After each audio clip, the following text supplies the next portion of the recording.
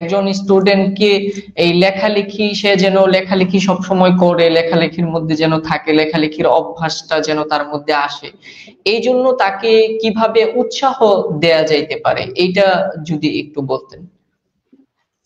আহ এটাও সুন্দর প্রশ্ন। আমি আমি যেটা মনে করি সেটা হচ্ছে যে শিক্ষককে আগে লেখক হতে হবে, তাই না? শিক্ষককে একজন লেখক হতে হবে। শিক্ষক যদি লেখক হয় তাহলে ছাত্ররা তাকে দেখেই উৎসাহিত হবে।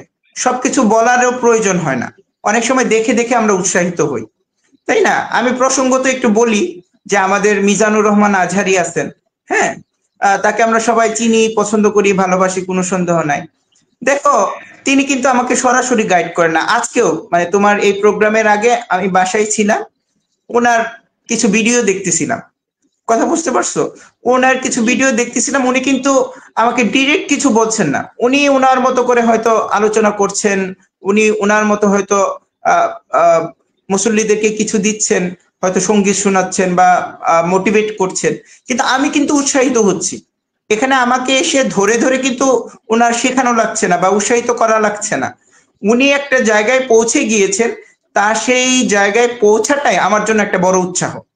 তো এক্ষেত্রে আমি মনে করি শিক্ষক যদি নিজে লেখালেখির গুরুত্বটা বোঝেন এবং তিনি যদি কিছু ইনভেন্ট করেন, তিনি যদি কিছু ইনোভেটিভ কিছু ছাত্রদেরকে দেন, তিনি যদি নিজে লেখেন, তাহলে ছাত্ররা উৎসাহিত হবে।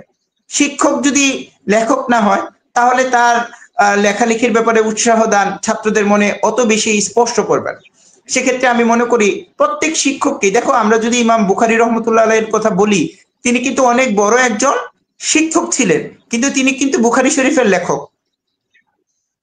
আমরা যদি ইমাম মুসলিম রহমতুল্লাহ আলাইহির দিকে তাকাই, তিনি অনেক বড় শিক্ষক ছিলেন, শত শত হাজার হাজার শিক্ষার্থী তার কাছে পড়েছে, কিন্তু তিনি কি একজন লেখকও বটে। আমরা সৈয়দ আবুল হাসান আলী নদভীর কথা যদি দেখি, তিনি অনেক বড় একজন শিক্ষক ছিলেন, কিন্তু তিনি কিন্তু একজন লেখক ছিলেন।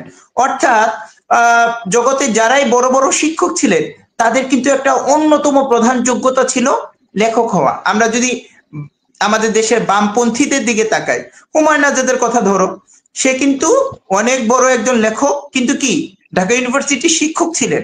আমরা যদি কথার কথা জাফর ইকবালের কথা বলি, তাকে নিয়ে অনেক সমালোচনা, ক্রিটিসিজম, তার বাইরেও তার একটা লেখক সত্তা পরিচয় আছে, কিন্তু সে কিন্তু একজন শিক্ষক। তার মানে কি, শিক্ষক যদি লেখক হয় ছাত্ররা এমনি উৎসাহিত হবে, তাকে দেখে দেখেই উৎসাহিত হবে। তারপরও সবাই তো আর বড় লেখক হবে না, শিক্ষকেরাও যে খুব বড় লেখক হবে তাও তো কথা না। কিন্তু শিক্ষক লেখালেখির গুরুত্বটা বোঝাবেন, ছাত্রদেরকে বলবেন যে তোমাদের এই লেখালেখিটার দরকার রয়েছে, এই লেখালেখিটা করলে তোমাদের ভালো মার্কস পাওয়াও সহজ হবে, সর্বোপরি তুমি জাতিকে নতুন কিছু দিতে পারলা। শিক্ষক বিভিন্ন সময় বিভিন্নভাবে চিন্তা করবে, পরিবেশ পরিস্থিতি অনুযায়ী ভাববে যে কিভাবে ছাত্রদেরকে উৎসাহিত করা যায়। এখানে শিক্ষক সৃজনশীলতার পরিচয় দিবেন এবং উৎসাহ দেওয়ার চেষ্টা করবেন।